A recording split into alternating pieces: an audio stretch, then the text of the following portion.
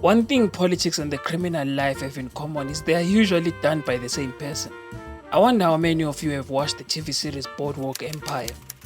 I recently started watching the first season, and it's basically a show about a man called Naki Tams, who was a very influential fictional figure in the political space on that specific world. But it also brings to light how the lives of people like legendary mafia kingpins like Charles Lucky Luciano and Arnold Rothstein handled the business of politics and corruption. We get to see how people like Rothstein manipulated political figures using money, of course, so these individuals would do their bidding. Basically, the Italian mafia placed key emphasis in having control of important government figures so their crime syndicates can go unchallenged. Now imagine if the political figure and the member of the mafia group happen to be the same person. This is exactly what we see happening in our country right now. The criminal syndicates are said to allegedly be the same people with the political sway and influence in the country. But I'm not saying the individual on today's video or the individuals on today's video or on today's topic is a criminal, or if they are criminals, or if they're involved in any criminal activity. It's all still allegations after all, since he hasn't been proven guilty. Isn't our country just fascinating?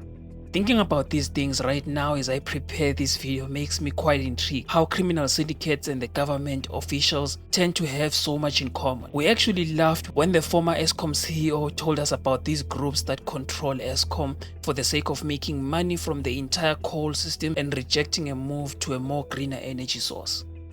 So firstly, who is the topic of today's video? Former Free State Premier, former apartheid activist who served as the Secretary General of the African National Congress, or ANC of course.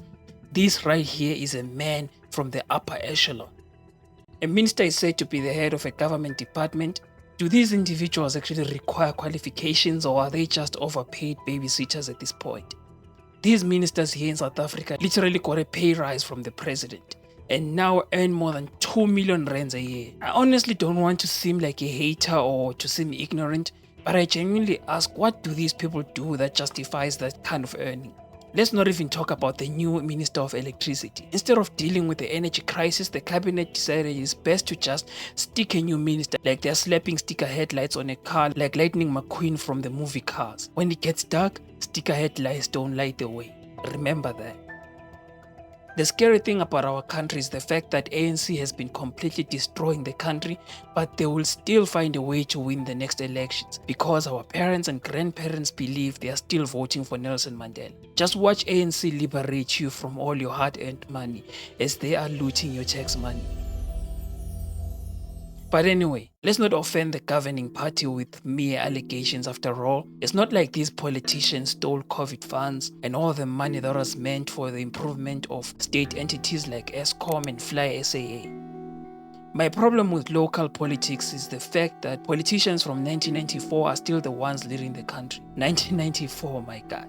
1994, 2004, 2014, 2024. 4 flipping decades.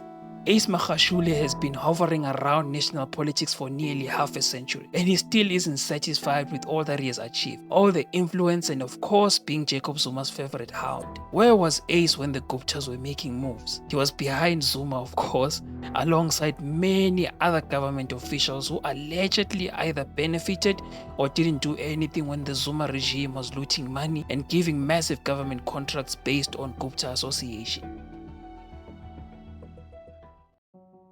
Recently on Podcast and Chill with MacG, Ace Magashule was blowing a massive horn about how he's good friends with Jacob Zuma.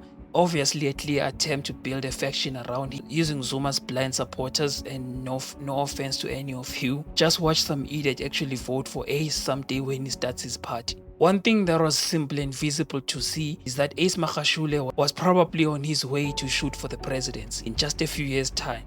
From the position of Secretary General, there is no other way to go than becoming Vice President and the President of ANC. So best believe me when I say, if people still blindly vote for the ANC, then you will be seeing the shock of your life when Fikile Mbalula becomes President of the country someday. This is just a never-ending cycle of greed, and us having to feel helpless as the state funds are being taken by some individuals to enrich their families. Of course, I'm not saying Fikile Mbalula or Ace Magashule or the ANC are stealing funds. We are just talking about public allegations. don't want any silly lawsuits. So, allegedly, we've been told members of ANC are building luxury and their personal wealth using state funds. Just look at how fast the former head of Eskom had to run for his life after he tried to expose the cartel that allegedly looted Eskom and probably also other areas of our economy. I will ask you this. Why would a 60-year-old man hold on to the position of Secretary General of the leading party and have to be forced to vacate that position and then have so much anger? And he decided to actually start a new political party and seek to gain followers of former President Jacob Zuma. I'll tell you why. Greed. Is it greed for money? We can't even say. But when I look at a person like Ace Magashule, I see a man who is power hungry, a man who loves the limelight and being worshipped by the masses. I believe Ace is very bitter about the fact that in a few years he could have been challenging for the presidency, since becoming ANC Secretary General seems to be an easy path to the head office of the political party.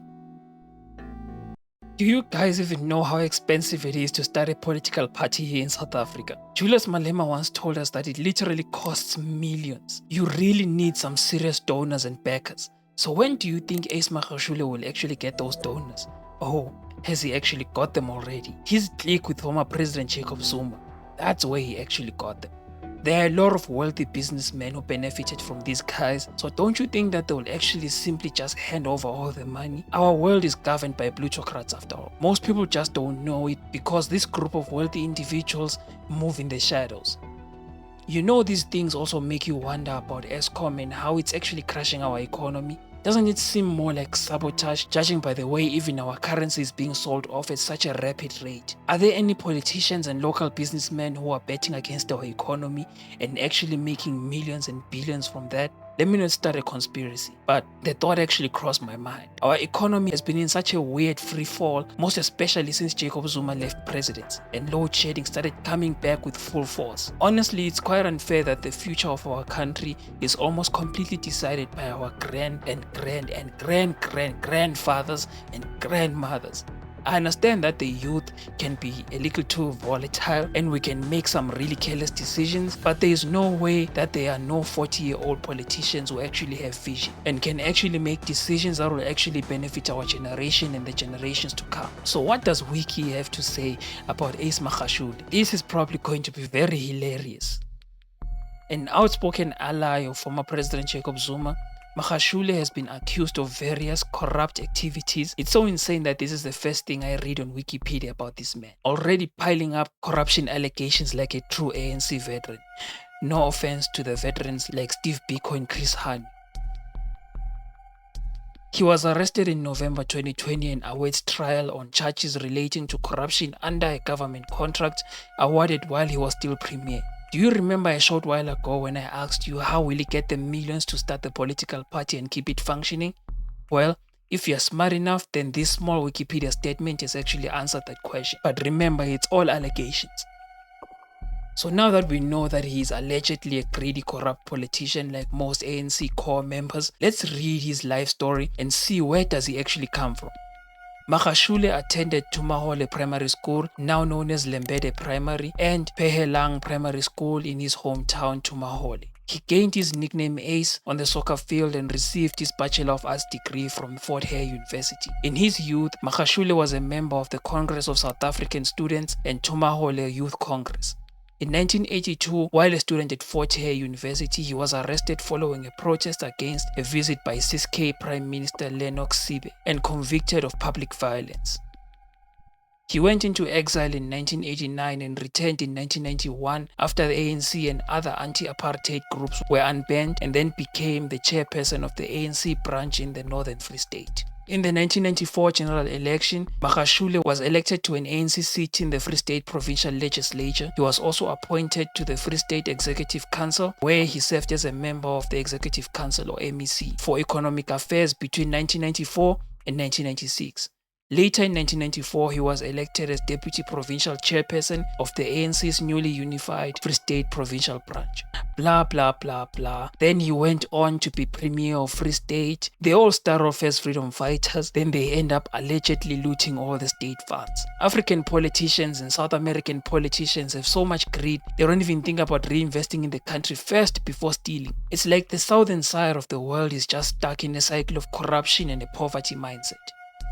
During his leadership of the Free State branch, the results of its elective conference were successfully challenged twice in court, once in 2012 and once in 2017, and he was accused of rigging votes or rigging the elections. In December 2017, despite flipping corruption charges during the ANC's 54th National Conference, he was elected to the full-time party position of ANC Secretary General. Pursuant to a recount, his opponents had disputed the results and demanded that 68 missing ballots had to be accounted for. Will I be wrong to suspect that this man definitely rigged his way to the position of Secretary General? Is this how the ANC actually operates? Why do these South African politicians still address themselves as honorable?